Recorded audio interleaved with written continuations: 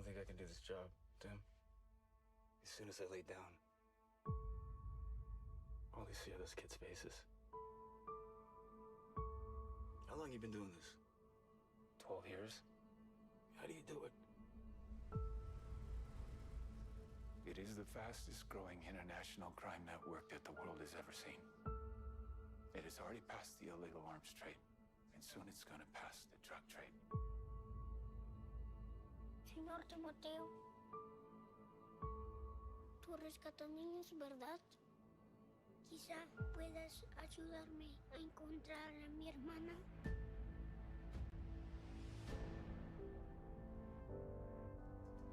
Imagine walking into a room right now, seeing an empty bed. What will we do?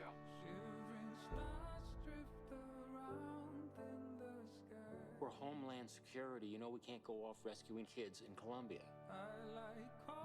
This job tears you to pieces. This is my one chance to put those pieces back together. We're talking about extracting an 11-year-old girl from an army of rebels. Not just her. I'm talking about rescuing hundreds of kids. She could be a block down the road, or she could be in Moscow, Bangkok, LA. Over 2 million children a year are being sucked into the deepest recesses of hell. If we do nothing, someday it's gonna reach the likes of you.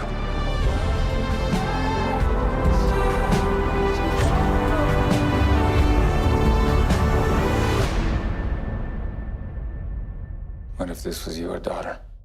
Wherever I go, I find my way home.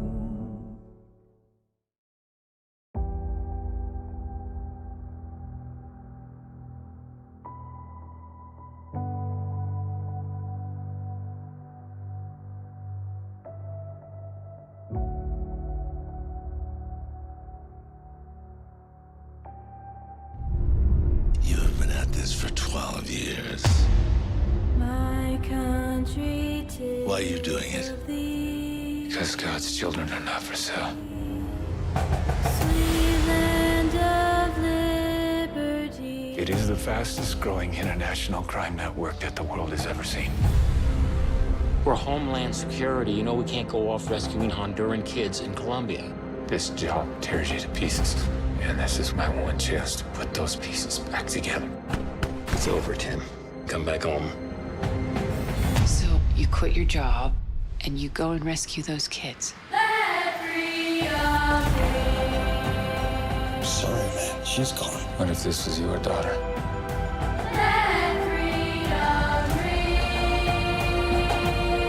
Hear that? That's the sound of freedom. Rated PG-13. Hi, welcome to the live stream. My name's Jeff Harmon. I am a co-founder at Angel Studios, and I'm the Chief Content Officer at Angel Studios. It says president on there, but that's not me. That's my name, but they had the wrong title. It's fine. So today we are welcoming a bunch of special guests, and we're going to do a live Q&A where you can ask anything you want as an audience. We have Tim Ballard, who's the Tim Ballard from the film Sound of Freedom, and then we have Alan Smyth, who's the director of Saving Innocence. We have Jessica Munoz, I think, did I get that right? President of Pearl Haven. And we have Tim Nelson, who is the CEO of Hope for Justice, and Dr. Laura Pinkston, who is a consultant and an anti-trafficking expert. All of these guests are anti-trafficking experts.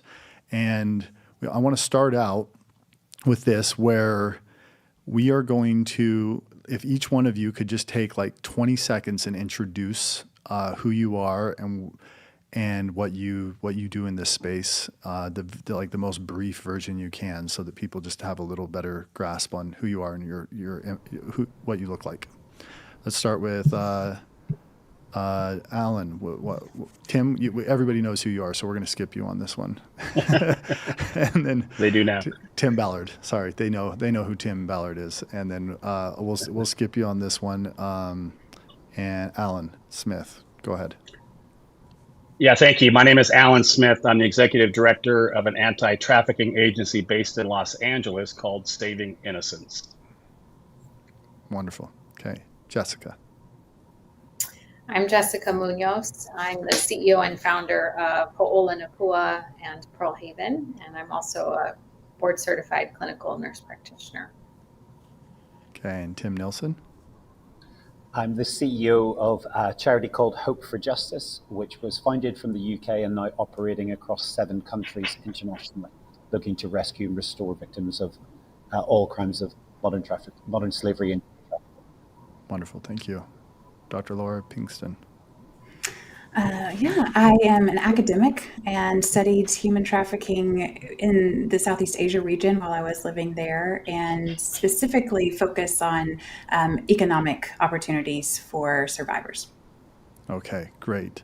So where we're going to start here is I'm going to, while the questions are coming in from the audience, which we'll get to in just a bit, I'm going to start out with a question of my own. And regarding the movie Sound of Freedom, everybody here has seen it. Tim lived a good chunk of it, at least the parts that are for sure real versus the dramatized parts.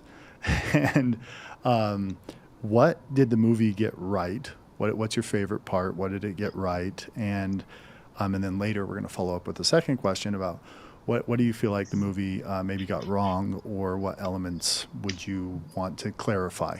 And let's go ahead and start with Tim Ballard. You go ahead and begin. Sure. Well, to answer that question, we start with the process of what happened. This was a real operation that happened on October 11, 2014. The press, the same press that's now trying to call it QAnon or whatever, gave it glowing reports when this operation happened. It was a layover from an operation I was working as a special agent with the U.S. government. And then the producers came and they wanted to tell the story. And I couldn't let them tell a lot of the pieces of the story. They also learned about other stories. For example, the little boy at the port of entry and his sister. That's a very real story as well, but it didn't lead to Columbia. We've been clear on this. I think it would have been a better movie, frankly, if we could have followed the real chain of events, which led those children into a child sex exploitation material studio in San Bernardino, California. That's where those 2 kids actually were, along with 11 others. But I didn't want to go because there was too much detail that might have led to the real victims. So they connected basically 3 different operations and merged them together. And I've been clear about the fact that Jim Caviezel makes me look way more badass than I am in the last 15 minutes.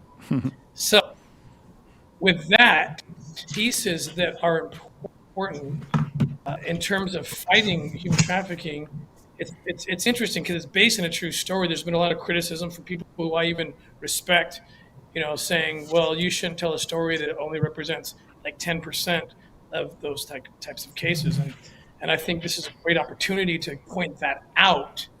However, I would challenge those critics to tell those 54, well, really it was 120 plus women and children, that their story is not worth telling. So it's a strange, criticism, but I do think it's important that we point out that even though these kids are real, and I'm going to see them, by the way, in Bogota next weekend at the premiere. In fact, I'll see a lot of them for the first time since the operation happened, and they're doing wonderfully. They have their own foundation that we support, but I haven't been able to see all of them. And they're very excited to tell their story. But I think this is, That's I right. think Sound of Freedom. We have a bunch of them coming to the Bogota premiere, right? Yes, yeah, correct. I think at least 15 of the 54 on the island are going to be there. And so, you can't discredit their story just because it represents only 10% of that type of trafficking.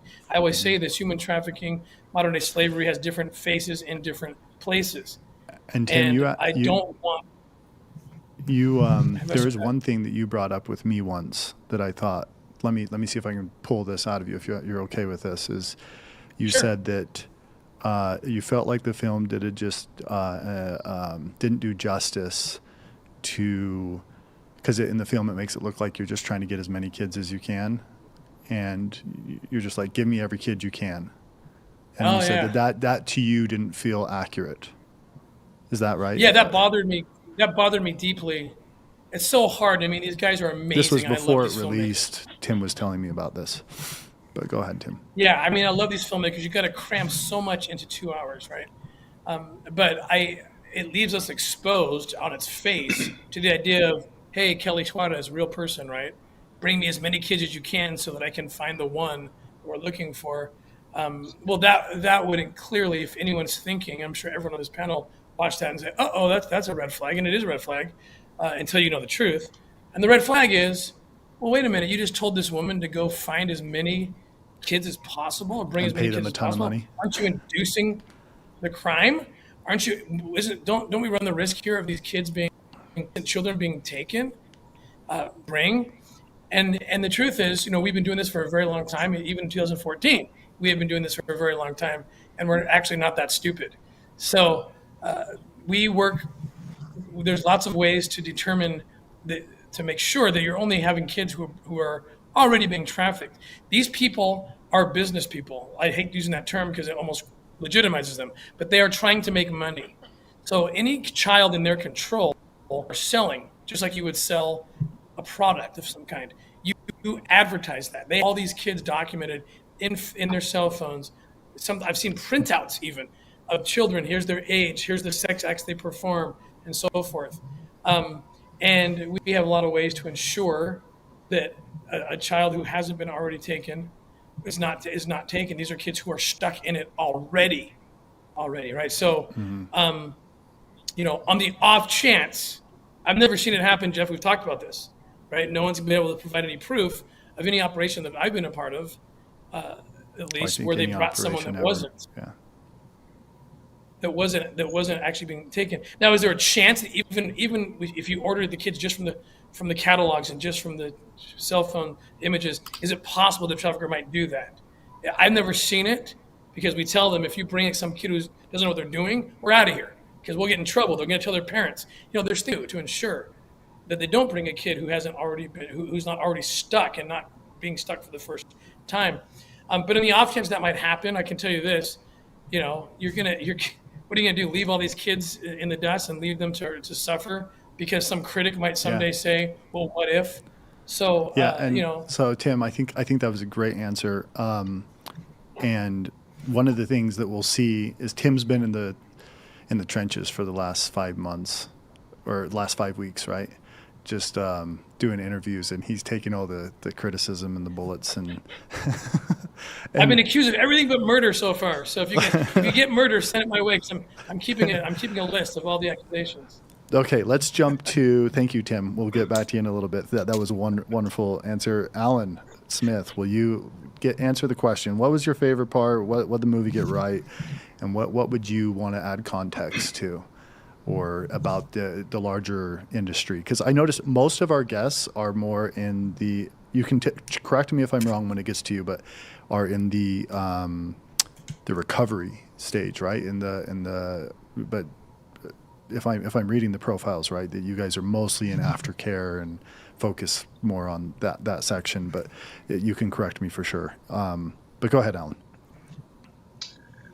Well, I think what the movie got incredibly right is that it has forced a national conversation like never before. We are now having conversations, and we're getting inundated all the time with people wanting to know what we think about the movie and what about trafficking. And it's forcing a question, because the movie is specifically on Tim's early days there, and it was specifically an international case. It begs the question, well, what's it look like here in our country? And is it different? Is it the same? And so I don't know that I can add what's right about the movie itself. That's Tim's life. I'll let him be the expert on all that. But what the movie did right, big picture, is it's creating this important conversation. And I'm grateful for that. And it's proven to Hollywood. Go ahead. One sentence. It's just proven to Hollywood that a movie on trafficking, a well-done movie on trafficking, is commercially viable. And so I'm looking forward to the next movie and the one after that. Oh, wow. Yeah. Thank you, Alan. I just saw a report this morning that the amount of exposure on this movie was like 4 billion impressions or something across all media sources. I mean, it's just an insane amount of exposure, and there are conversations flying everywhere. There are crazy things flying everywhere. There are great things flying everywhere. So what would you say could use a little more context? Well, I think what's begging the question in my case, because I'm based in Los Angeles and our work is in the United States, and so a little more context, again, for movie number 2 or movie number 3 or the next documentary or whatever it might be, is what does it look like here? Our boots on the ground are in Los Angeles, and we do training consulting, but what does it look like here? And so that's the context that's yet to be covered on a large scale. Great, wonderful. All right, Jessica, let's step to you.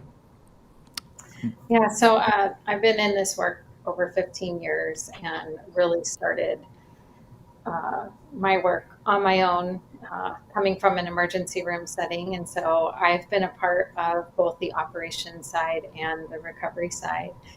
And I think the movie does an incredible job at capturing the passion and the bravery that it takes to do this work, which I think often gets forgotten.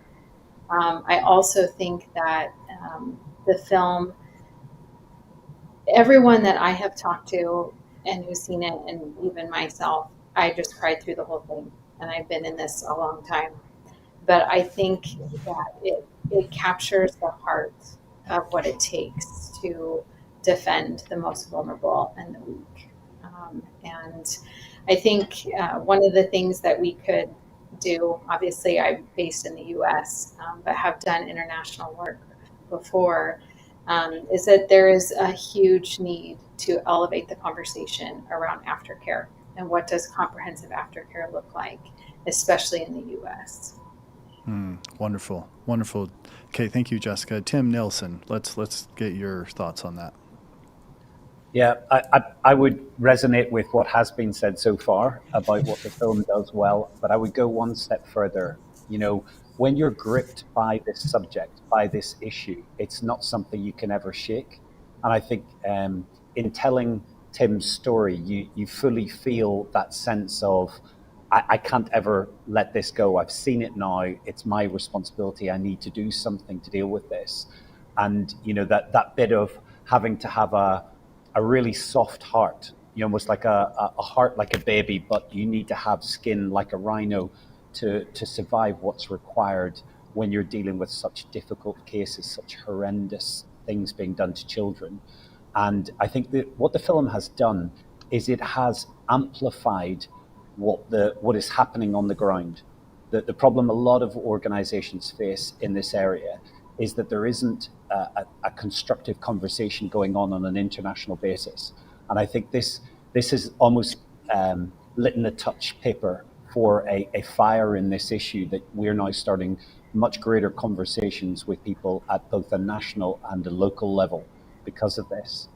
And if I was to go into it and say, are there areas that, I'd love, like Alan said, movie 2, movie 3 to look further into, I think for me it would be, what are the root causes of what's going on? We have teams of specialist investigators that go out and try and find individuals. But what we're finding is around issues of disrupted childhoods, addiction, poverty, that are the precursors to something happening on the ground. And for me, the bit that I would like to see more of is maybe not as much on the kidnap and the locks aspect of it, but more going into the reality of vulnerable youth and what's fueling this. If we talk about it from our US perspective, I think something in the region of 1 in 14 men will use a prostitute. Somewhere in that region, between 1 in 10, 1 in 14 men will use a prostitute within their lifetime. And it fuels an industry, whether you're pro using prostitutes or not, it fuels an industry that there aren't the number of women who want to go into it to supply those individual men. And that's where the bit I'd love there to be a conversation about, because until we stop this, until we bring prevention in, all we're doing is going downstream and rescuing people out of the water. We need to go back upstream and find out more about why is this happening. Yeah, I love this. And I mean, I don't love it. I cannot believe you said 1 to 10 and 1 in 14 in just the US? In the US, yeah. The statistics men. do go higher. There was one recent survey said that we're 14% of the US male population had used a prostitute at some form and time in their lives. And those figures are not represented anywhere nationally.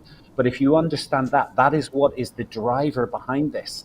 And it could be, we're talking US, our teams are working across 7 countries, and you can see it in every country, the same problem, a demand that then traffickers use the reality of what the demand gives to fuel profits for themselves. They look to try and steal these children.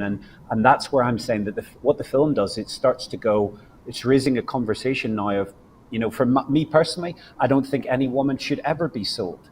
I don't think it's right. It undermines who women are. But it's not just women. It's men, women, and children that are all exploited in this way. So how does men? So this is a question that I know some of my I have friends I know would ask this question. They would say, okay, so adults and adults is a totally different thing than kids and adults. So how does men buying sex, the 14% or the 1 in 14 or 1 in 10, how does that drive the issue of child sex trafficking? How are those interconnected, and how do those relate?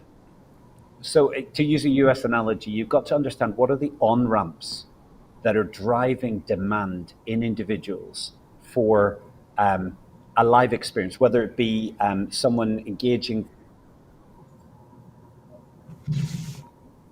Did he cut out for everybody, or is it just me? Yeah, I can't hear him. Okay, we'll get back to you, Tim Nelson. You cut out for a second, but we will come back, and I actually want to address those issues more. Dr. Lauren, would you go ahead and give us what did the movie get right and what did it get wrong? I mean, with context and things, your Sure. quick version of that. So let me start by saying, I don't care. I don't have. I'm not say going whatever to be you mean want. today. I want to start actually with a lot of grace to say that my field is in the realm of community psychology and community development, and with every social problem that we seek to solve, we end up creating another problem. Whether that is intended or unintended, there's always a byproduct, right?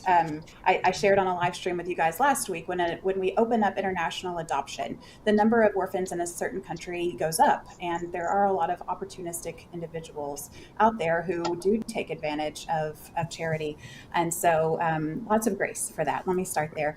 I am going to share that my favorite part of the film was the nod to the Colombian police force that was a part of the rescue experience on the island. And all too often, we share stories from our own experience, which is natural and is very compelling. But just living, long-term overseas, I have just found some very incredible people in law enforcement that are going against their own cultural norms to try and protect children. And so I appreciated that the police officers were given that nod Wonderful. in the movie. Yeah, and that's one of the misconceptions I've seen online is they say, oh, these organizations are like rogue or whatever. But as far as I can tell, all you guys are working with local, like everybody's working with local law enforcement. So go ahead. Yeah. Your second piece. And there are rogue organizations, absolutely, and that came out, in my dissertation research too. Just the challenges that can cause on the field, and a lot of that starts with great intentions, but our intentions have to continue to grow and develop. Thank goodness I'm not who I was 10 years ago, and where human trafficking was in 2014 is not where it is now. And so, unfortunately, viewers of the film are learning and watching even some outdated practices. And so, if we're going to expand this narrative and share what could be could be broadened and better understood by viewers. One thing I would love to see is just a little bit of cross-cultural nuance in what leads to the economic pressure that would put someone in a position where their children are at risk, bringing that to the States as well. 60% of what we believe to be human trafficking victims, especially for sex in the United States, are coming out of our foster care system. And so it's what challenging. 60% of, okay, say that stat one more time. Sex trafficking victims in the United States. There is a statistic that shares that 60% of those individuals are coming out of our foster care system. Holy. Okay. All right. Another crazy stat. I didn't know. These are, I mean, this is the kind of stuff we're hoping for this conversation. Sure. And if I can, you're saying they're not kidnapped; they're just coming out of foster care. And the compelling stories make it to the big screen, right? And that's for a good reason. Natural, and again, right? Of course.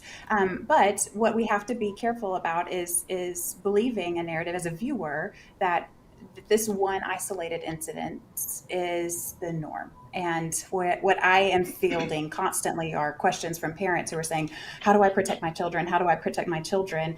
And it's a natural question, but I hope that we can round out this narrative to say, look, there are factors that lead to risk factors that lead to this happening.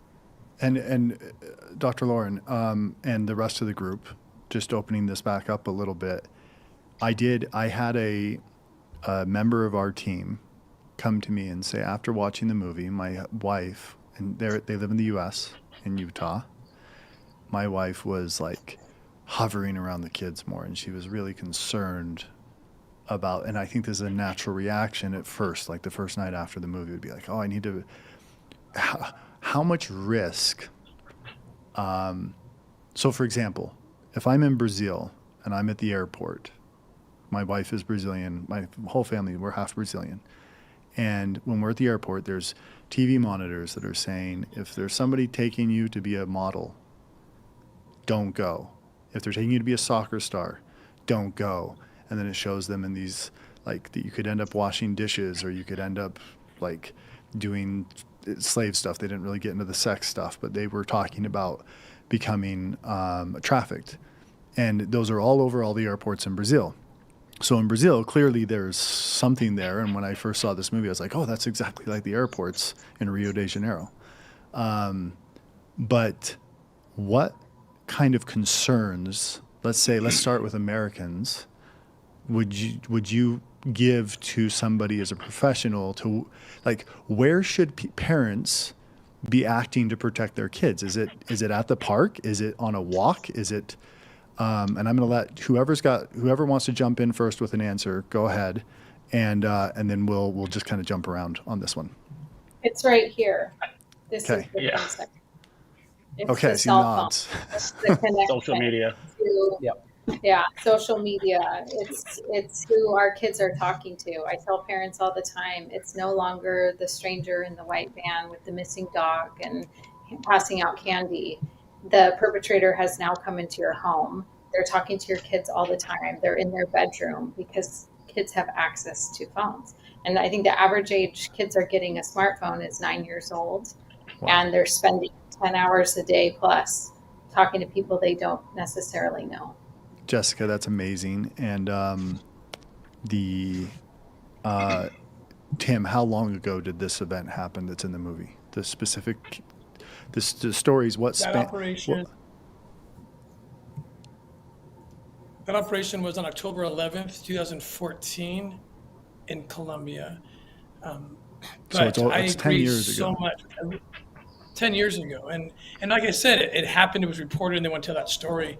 I never thought it'd be a movie. Frankly, at that point, most of my work had been international. At that time, I didn't look like in America, really. It did not.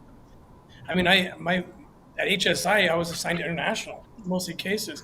I worked with DNA Films, and we did a documentary. It's probably the most important documentary I've worked on. It's called "It's Happening Right Here," and it gets right to the heart of what Jessica just said. Like, it's totally different here.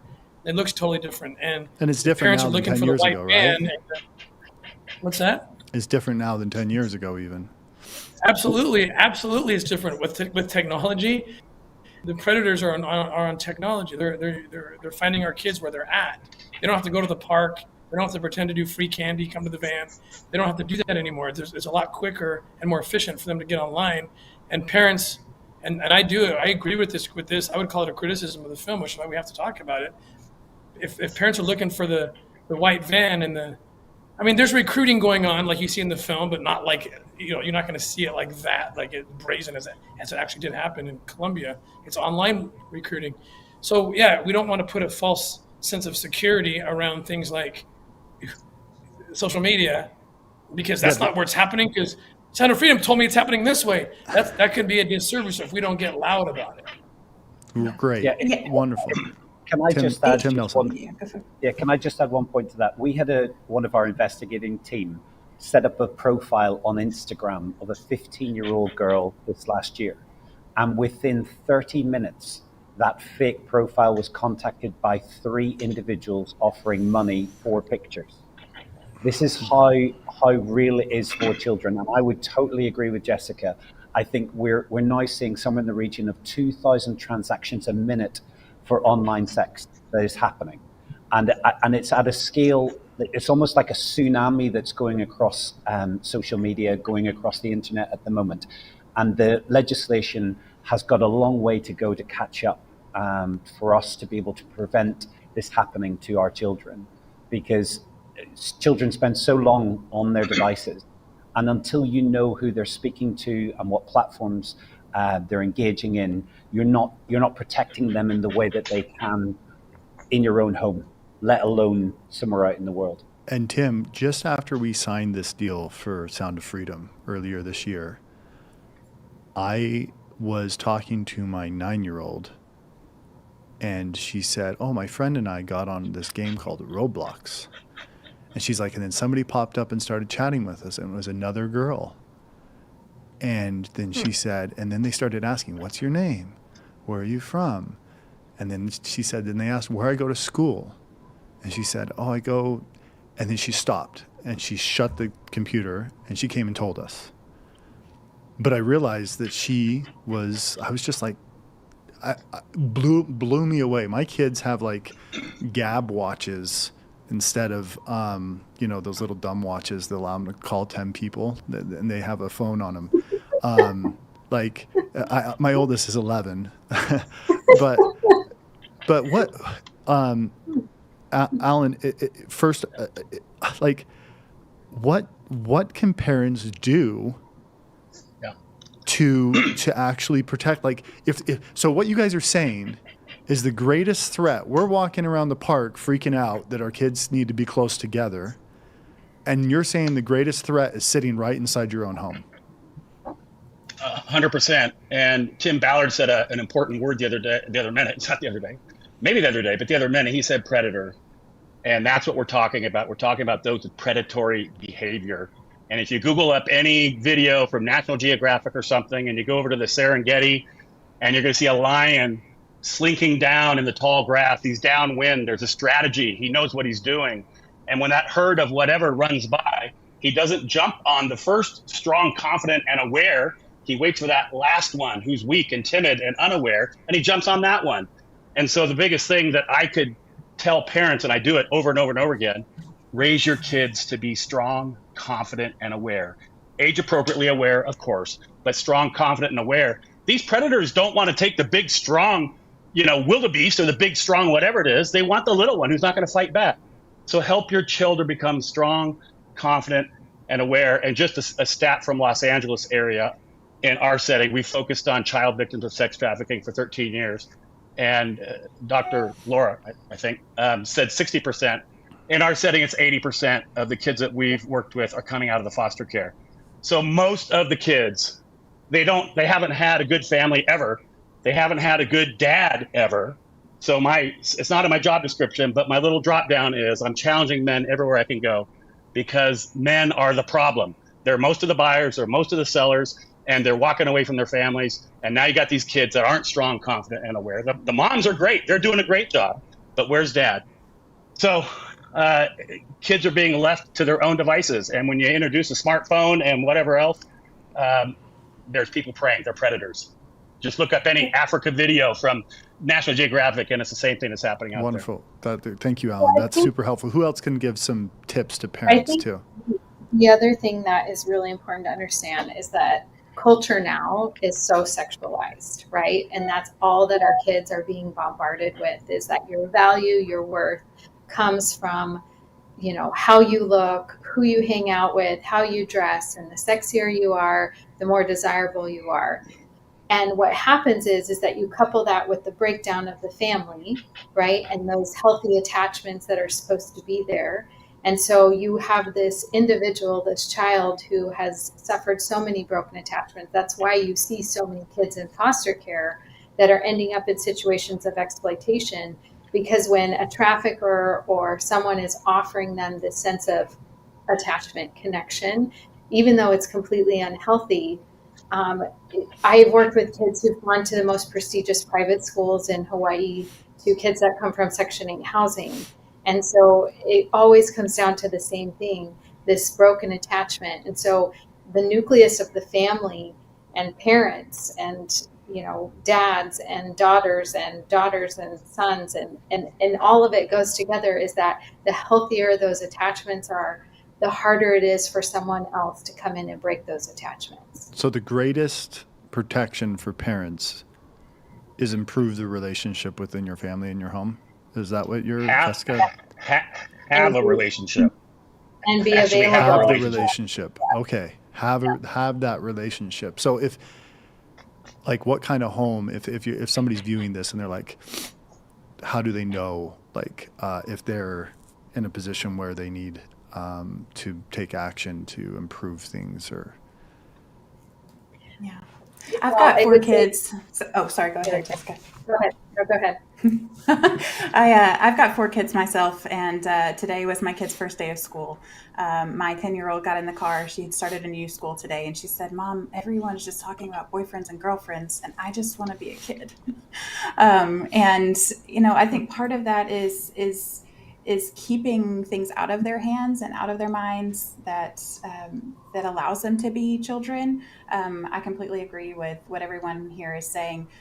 I also want to model for my kids, you know, when they see me using Instagram or they see me using social media, you know, we talk about follower counts. We talk about how to avoid certain words that would bring them something.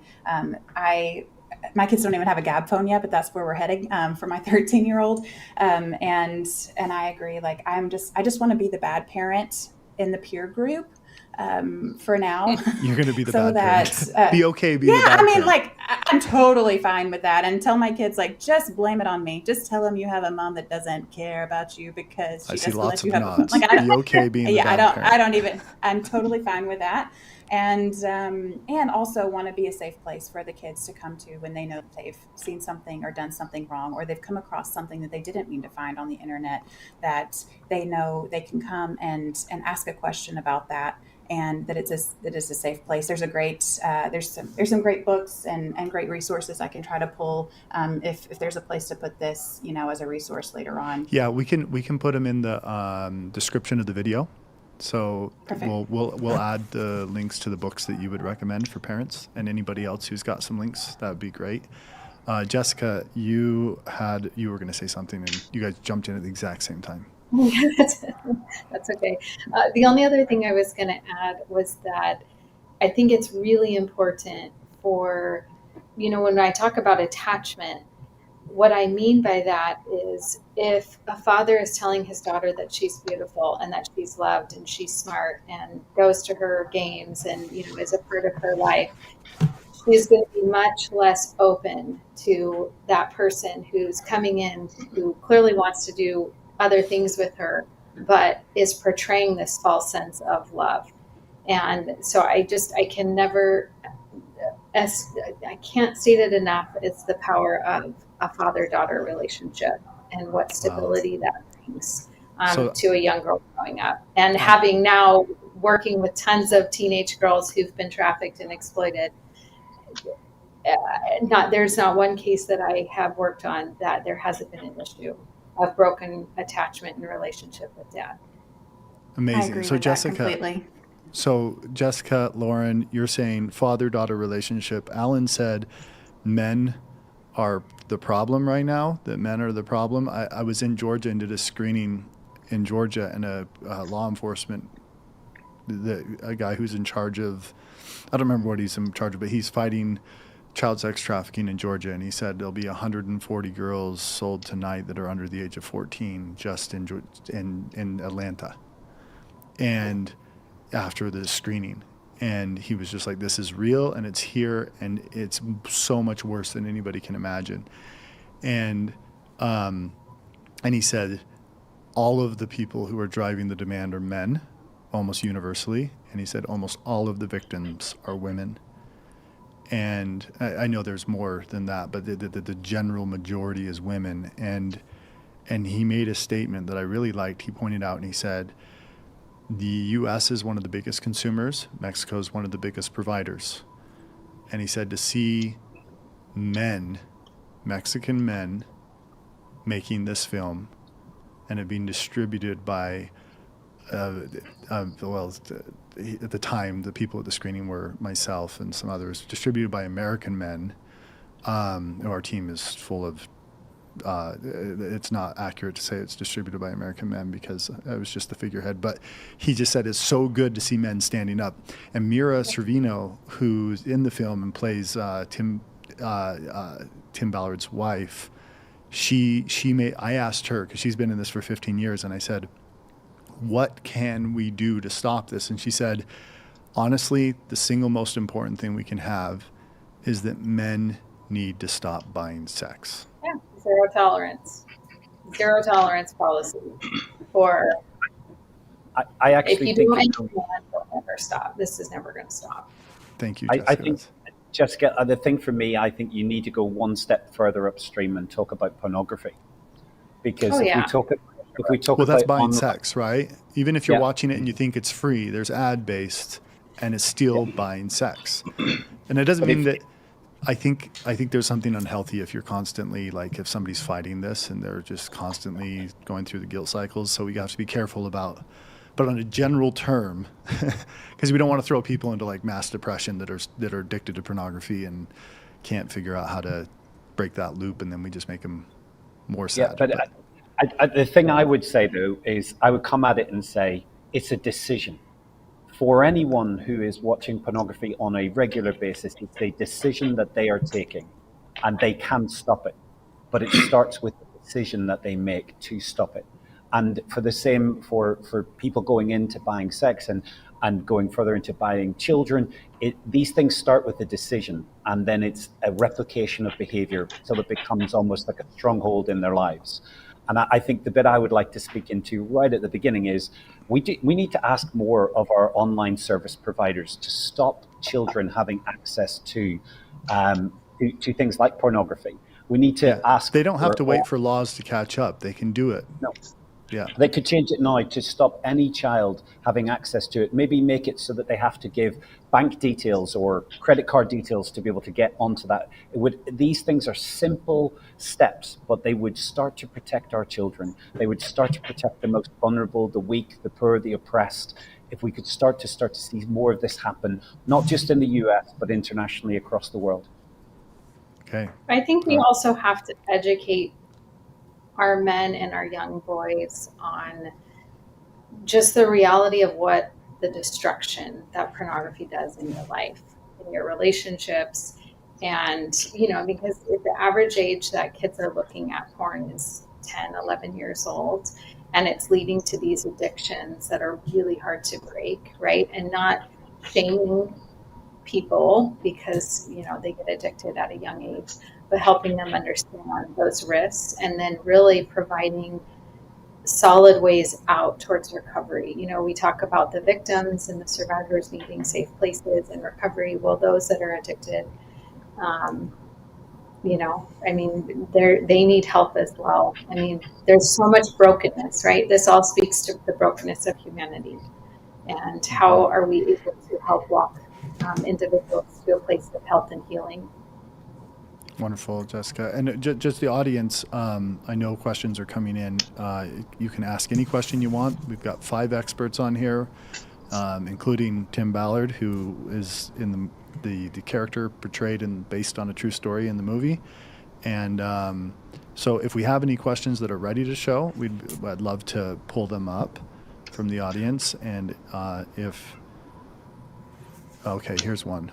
Why do people not talk about this problem like they do with drugs and other stuff? I'm going to open that up to whoever has a good answer right away. I think that's a great question. Partly is awareness, and now a lot more people are aware of the problem thanks to the movie and Tim's life. I think it's a little more deep than that, though. I think there's a thin line between not knowing and not wanting to know.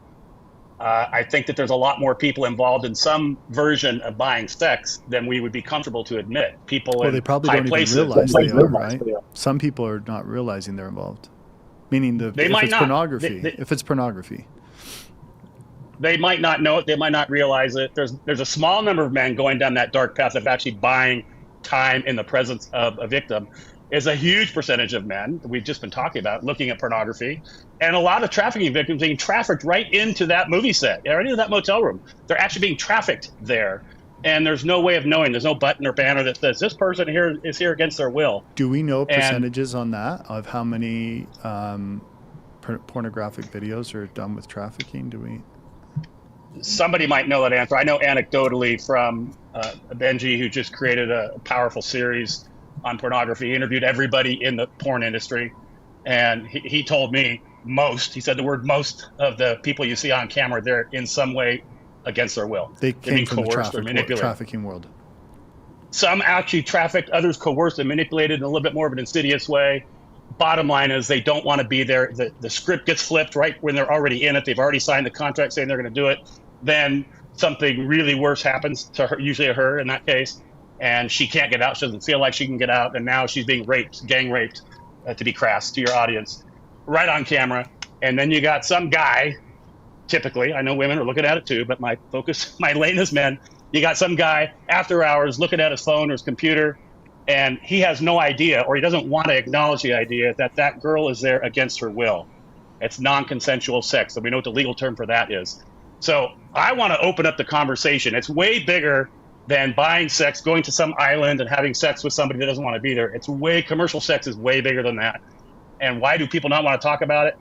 Well, because there's probably more people involved and they don't want to change their life. And they don't want to feel guilty or shameful. Is that what the 2 million kids sex trafficked include? Or is that the much bigger number is what you're saying? There's a much bigger number. I'm saying it's a much bigger number. I'm not sure which stat you're quoting right there, but people that are actually trafficked in the traditional sense is one number.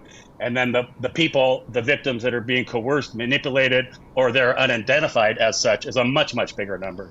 Okay.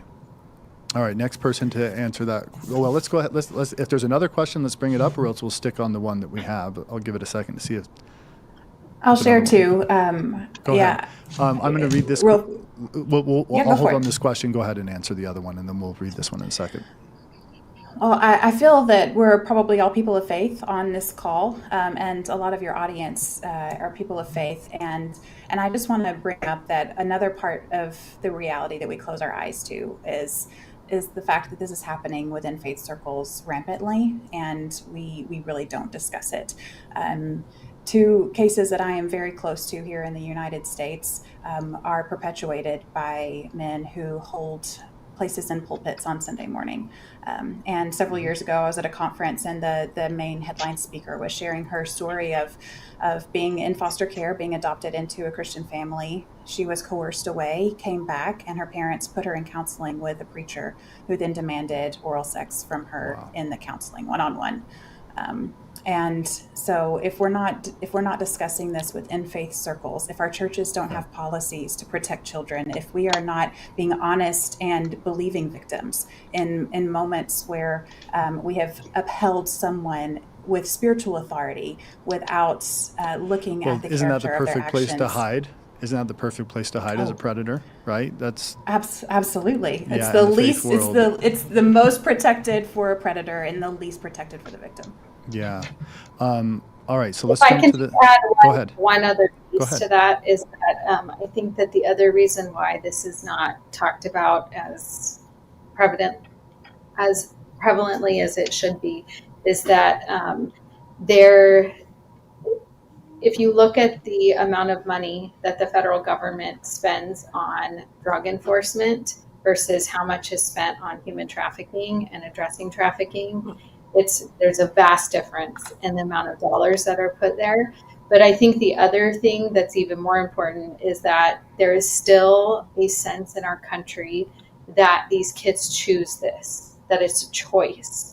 And that a 16-year-old girl, doing this to make money on the side.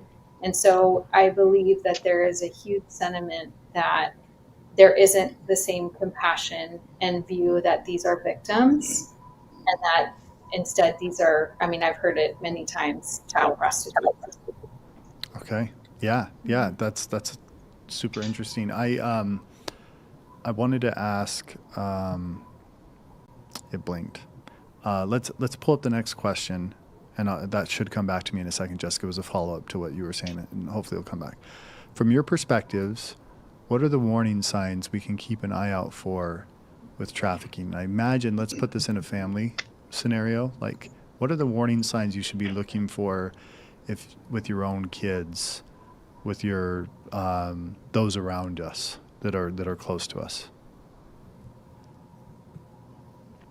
Pulling away from trusted relationships is the first one that comes to mind. I think a common tactic for these predators is isolation.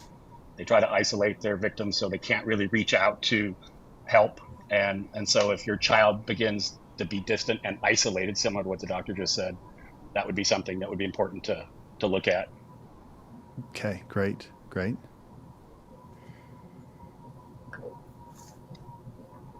I mean, we can go further if it's outside of the home, if it's not connected. I mean, if you're coming in contact with individuals, especially children, and they're in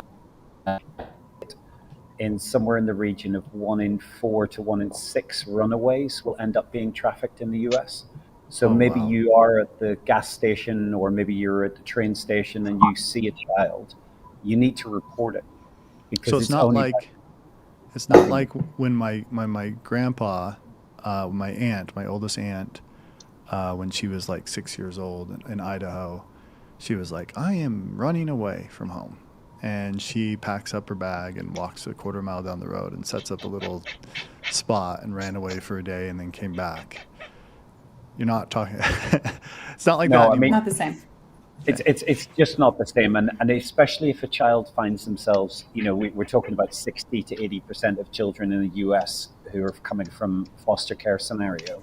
If they're running away from that, they're running and don't want to be found maybe initially, and therefore they'll find themselves looking for something that's going to give them stability. And predators recognize it. Predators recognize that, and I think there's a stat at the moment that says that somewhere in the region of girls who run away find themselves within 2 days they're being approached for some line in terms of sexual abuse or exploitation. And therefore you just got to look at the numbers. So if you can build a stable home, what Jessica said, if you build a stable home, an environment where people can have an open conversation, it can help protect the children in your own home. But for those children who are coming from a care-based scenario, if you're finding those individuals and they seem like they're in the wrong space, it's almost like you've got to see your head on swivel, that if you notice something that's not normal, it's not ordinary, that you're asking the question of, if that was my child, what would I do in this scenario? If that was my child who just happened to be on their own at 13 or 14 in a train station and they looked like they were lost, or they were with someone who was a lot older and they wanted to try and get away, you just got to be willing to ask a question and have an uncomfortable conversation that could hopefully lead to children being found and rescued. And if you find someone like that, what is the appropriate way? Like if you find a young girl who's alone and you're worried about that, what's the appropriate way, say, for a man to try to figure out and investigate without being inappropriate.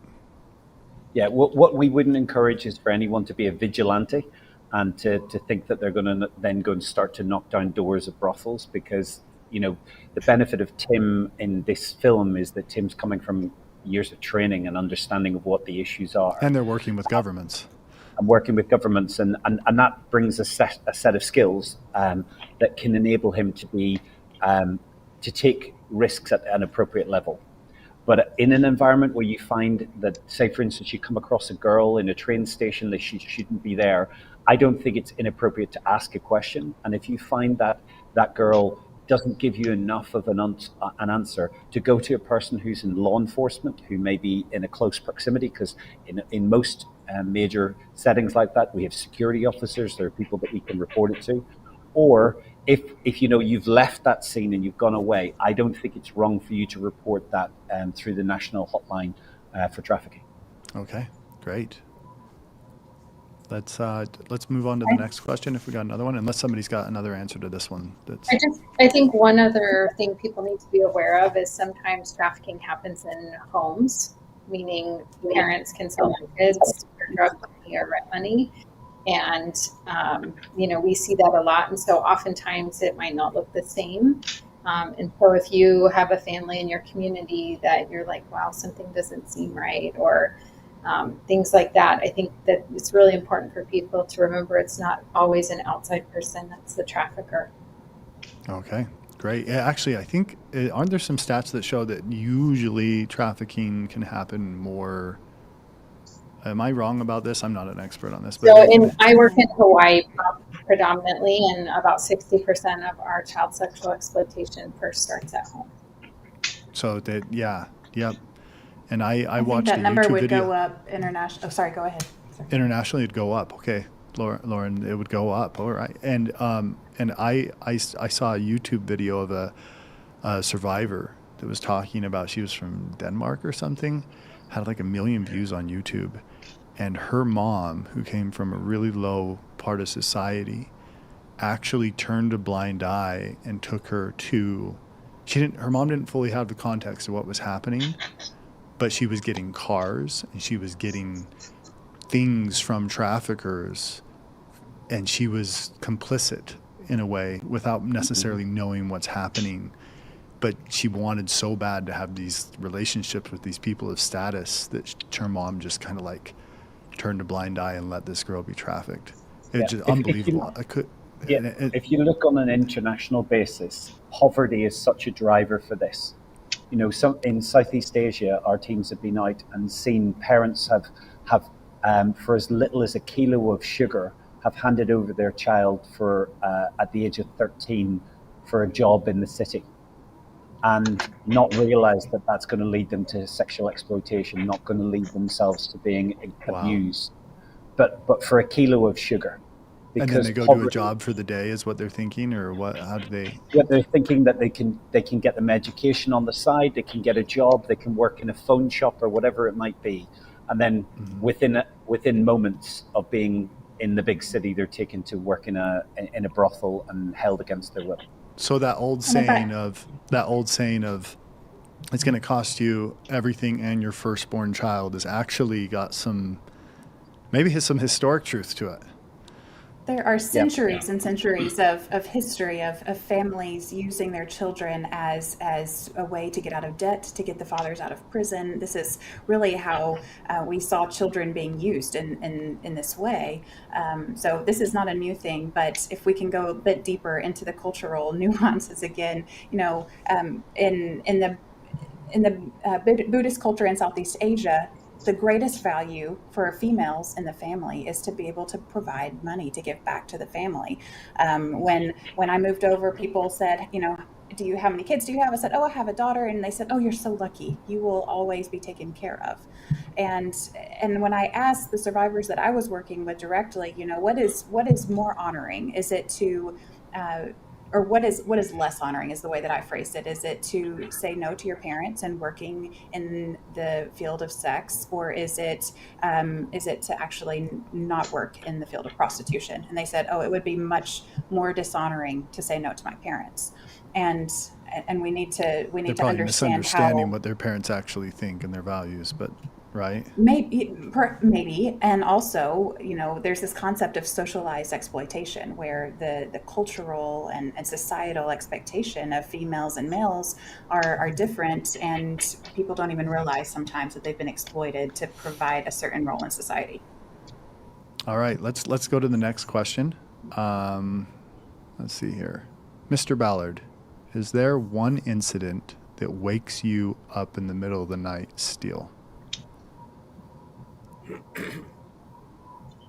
Yes. Well, I'll say this: I don't watch Sound of Freedom. Yeah, every single time I've gone to a screening with you, you walk out, you say hi, then you leave, and then you come back because you don't want to watch it. I'll come back if you want me to answer questions. I watched it with the Speaker of the House because he asked me to sit next to him, and then he went back next day and said, Ballard was crying at the end of the movie. Man. So one of the most difficult moments was the very real incident at that port of entry in Calexico, California. Entry when Earl Buchanan was bringing this little boy across 5 years old, and then in the van itself had he had videos, including the little boy, of him sexually assaulting him. And it was the first time that I had seen, I had been working child crimes for about 3 years, I think, but it was the very first time I had actually seen a real kid, believe it or not. They mostly had us doing child exploitation material cases and end user and possession cases. And here's a little kid, and I just spent the last hour reviewing this video, horrified, as I'm writing up the affidavit for the guy's arrest, and then after he went to get medically cleared and was in aftercare, and this, after we went up and got the other kids out of the child, it was basically a child exploitation material kind of child rape video studio, like a studio. Yeah. Yeah, there's 11 kids up there. They were being abused at that place. But I came back, and the little boy, and this is a part of the film that I actually thought it was a bad idea that they included because I didn't think anyone would believe it. But it is very real, as you know, Jeff. I've shared this with you. But the actual necklace, the little gives me this necklace that his sister had given him, and it was kind of like a dog tag, right? It was a dog tag. Yeah, it wasn't nearly as pretty as how Alejandro made it in the film. But it did have a scripture on it. It's 1 Timothy 6:11, and of course I'm locked for believing in God and angels, but I don't care because that meant something to me. That meant something to me that I got this necklace from the first kid I'd ever seen. But the part that's haunting to me, and that's the scene. I mean, it just kills me even thinking about that scene because it's so real. They filmed it in the very location at the port of entry where it happened, and the little boy, he's only 5, and as I was talking to him in the aftercare home at Imperial County Sheriff's Office, he runs over just out of the blue. We're just coloring and talking, and the aftercare person is there. I'm not getting into any kind of forensic interview stuff. I'm just getting basics and trying to figure out, where what other kids he might know. And he runs to me and jumps in my arms and starts to cry, like shaking. And he says these words, and it's so haunting to me. And it was then, and it still is, because he's 5, and I have lots of kids, and I know there's certain things you don't expect to hear from a kid like that, especially when you understand the context and what he's talking about. And he simply said to me in tears, I don't belong here. And to have a 5-year-old kind of self-recognize that he's in a really dark place, in a really bad place, and then to know that can be echoed right now by millions of other voices, children's voices, it's pretty haunting. It's also motivating. So how do you, I grapple with how do I stay motivated, use the haunting parts to be motivated. But I mean, that keeps me up for sure. Just thinking, man, we're getting some, but we're not even getting close to all, right? And it's going to take a movement, I think, obviously to preventative work. The preventative work, the awareness, the policy changes that end this. Not the rescue and rehab. We'll do it always, but there's too many. So yeah, that's haunting. Yeah. That's hard. Thank you, Tim. Thank you. Let's move to the next question.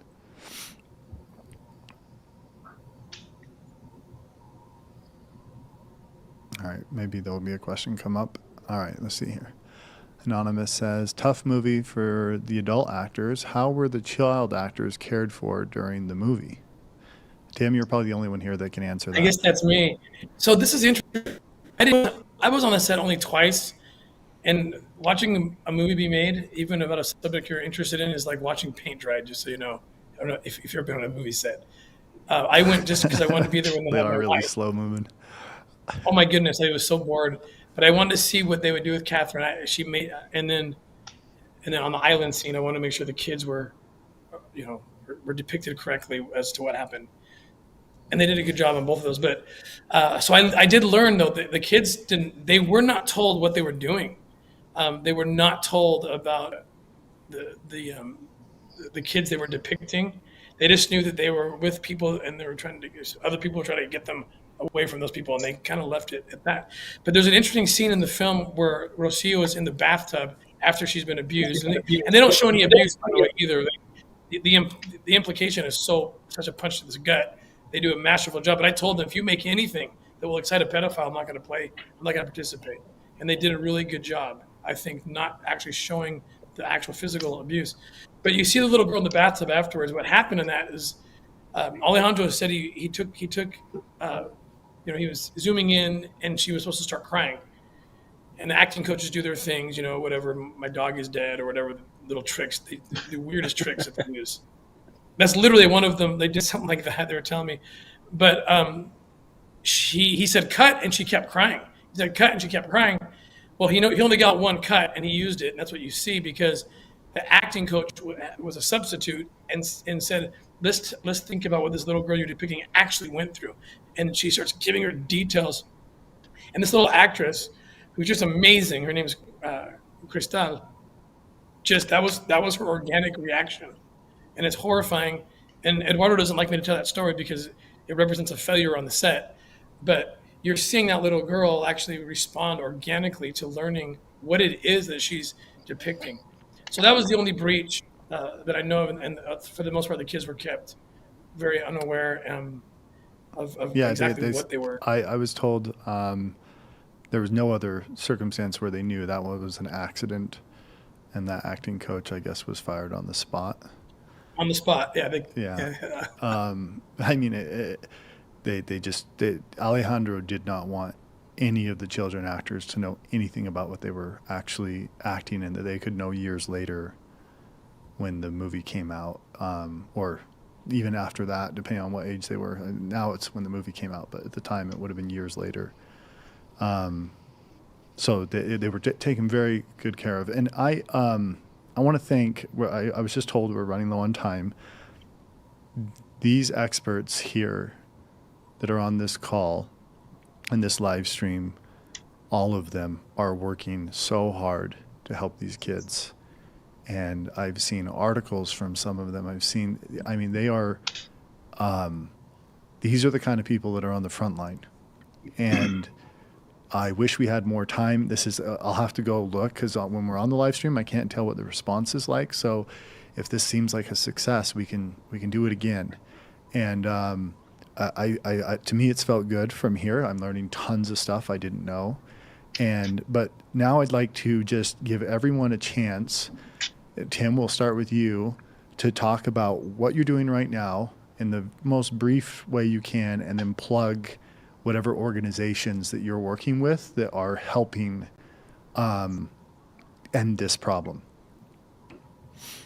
Well, so I've worked for a number over the years. I was the CEO of the Nazarene Fund, founder and CEO of OUR, several boards, but I actually, as Center of Freedom was having success, as you know, Jeff, we had this conversation. I didn't want any one organization, even the one that I was a part of, and OUR or the Nazarene Fund to be on the screen at the end. It used to be on the screen at the end. It used to say, this is what happened afterwards. But I just wanted this to be leveraged by anyone and everyone, because there's no one organization that's the answer for every kid. But there is someone out there who's the best.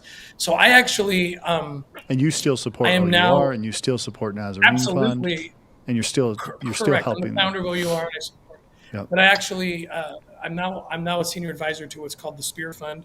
This is the hat here. I'm not an executive on a nonprofit. I hope I never will be again, because it's so entangled and difficult, all those rules, but conflicts and such. But what the Spear Fund does is it's a resource. It's a fund that then delivers to anyone and everyone, whoever is the organization or group on either the operations side or the aftercare side that's best able to deal with a certain issue, certain problem.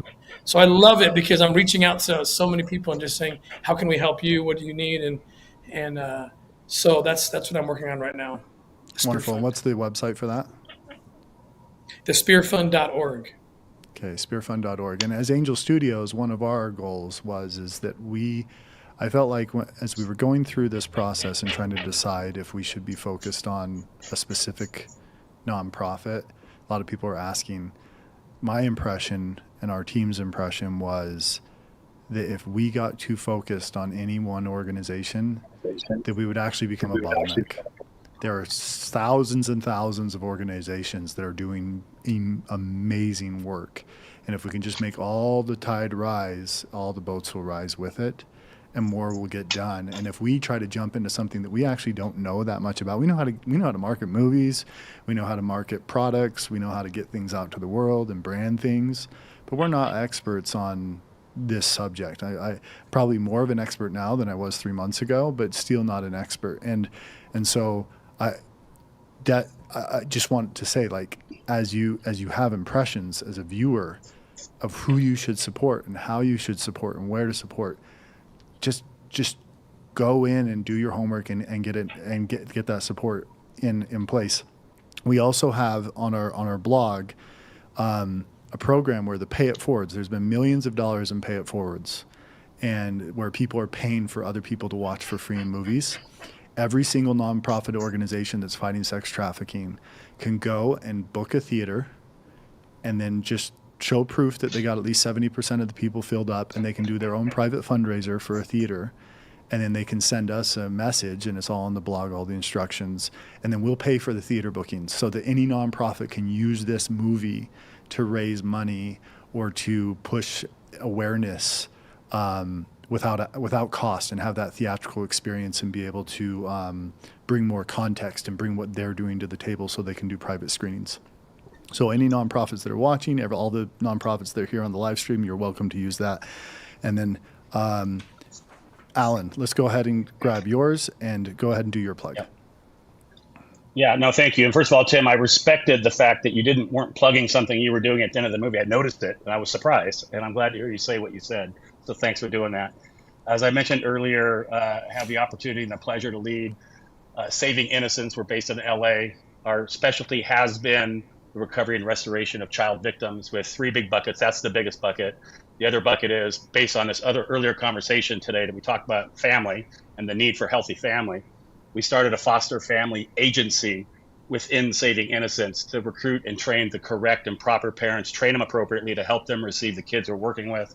And then the other bucket is we co-lead the LA County Task Force, which happens to be a huge task force because it's LA. And so we're partnered with Homeland Security and the Sheriff's Department and FBI and so on and so on. So those are the 3 big things. You can find us at savinginnocence.org. And one final thing, fightforme.net is a little... We'll link to those we'll link to those in the description of this video too. Okay. Go ahead. So I'm not sure. Am I cut you off? Do I keep going? Okay. So savinginnocence.org and then fightforme.net is a little project we put together with a number of survivors telling their stories. There's a lot of education. And if there's any dollar or two that's raised, it goes to the survivors. So go to fightforme.net. There's a great resource, and savinginnocence.org. Thank you. Thank you so much. Jessica. Yeah, so we do work in the area of prevention, direct intervention, and in the aftercare space. Basically, our organization has brought the issue of trafficking forward in the state of Hawaii. And we built one of the most comprehensive residential treatment centers for teen girls between the ages of 11 and 18 called Pearl Haven. And what we are building is a clinical model that can be replicated across the country, because most people don't realize that there's less than 600 residential treatment beds in the whole U.S. for children who've been trafficked, and we have over 100,000 kids that are trafficked every year. And so one of the big gaps in care that I've seen in the last 15 years is, you'll have case management and you'll have different things like that, but you really have to have that intensive care and rehabilitation. So our youth stay with us for about 12 to 18 months, and we work with girls from across the country. Wonderful. Thank you, Jessica. And what's your URL? It's hoolanapua.org. Okay. So that's the easiest thing to HOOLANAPUA.org. And you can Google Pearl Haven and it will come up. Great. Wonderful. Thank you. And Tim Nelson? Yeah, so if anyone wants to hear more about what we're doing, I head up Hope for Justice, and we're on hopeforjustice.org. We operate across 7 countries, including the US, and we have trained investigators that are working in the US looking to try and find victims of all forms of trafficking. This last year, across all of our programs, we had 1,458 children that were found in a place of exploitation that we brought back to their parents, or where their parents were involved, we brought them to foster families. So if anyone wants to get involved and find out more, you can go on our website. Alternatively, if you're a parent on here and you're wondering what you can do, we've got a set of specialized training that we've done for parents to be able to help prevent the dangers and potential risks to their families falling foul to traffickers through online abuse or online sexual abuse. So if you want to go on our website, shoot us up an email, get connected. I would say for all organizations, and I really appreciate this, funding's a major issue, and we're all trying to grow the amount of funding that we have available to create roles so that we can find more victims. So if there's anyone, and that's not just for Hope for Justice, but for any of the NGOs who are working in this space, if you can do something with your time, with your talent, or with your treasure to try and help, I'm sure we can do something together to make a bigger impact to resolve this issue. If your heart is saying to do something, just pick one and go. Pick whatever your gut says is the right place. Just go for it. There's no reason to wait. Thank you. Thank you, Tim. Dr. Lauren Pinkston. You're on mute. Oh my goodness. It's how many years have we been doing this? That's hilarious. We only had it once during this whole live stream with 6 people. That's pretty good. So a few years ago, I moved back to the U.S. and I started an organization with a colleague called Kindred Exchange. We're at kindredexchange.org. But a lot of people say, Lauren, why did you not start an anti-trafficking organization? But it's a lot of what Tim was saying earlier. We've got to go upstream and understand what's going on. So we work to address spiritual, relational, and economic poverty through mutual cross-cultural connection. So really helping the church and the West bridge meaningful gaps to communities around the world, and we develop cohorts and train entrepreneurs to launch new businesses and provide safe jobs for people all over the world. So that is our focus. What's your URL again? kindredexchange.org. Okay, thank you so much. Thank you everybody for coming. For those who are on the live stream or coming on later, go ahead and just pound out your questions still, and we may use them in a future live stream. So they'll be really good for us to get started on the next one and decide how many things we didn't get answered well. If your heart is telling you that you should help, this is a great place to help. Pick an org, and you can't go wrong here. I've been edified. I've learned a lot to help me. Thank you all for giving us some of your time. We know that's valuable. And we'll talk to you soon. Thank you so much. Thanks for having us. Thank you. Thanks. Cool. You have been at this for 12 years. My country. Why are you doing it? Because God's children are not for sale. Sweet land of liberty. It is the fastest growing international crime network that the world has ever seen. We're Homeland Security. You know we can't go off rescuing Honduran kids in Colombia. This job tears you to pieces. And this is my one chance to put those pieces back together. It's over, Tim. Come back home.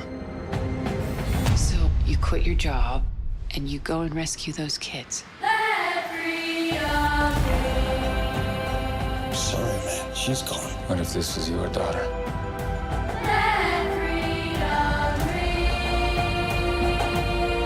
Hear that? That's the sound of freedom. Rated PG-13.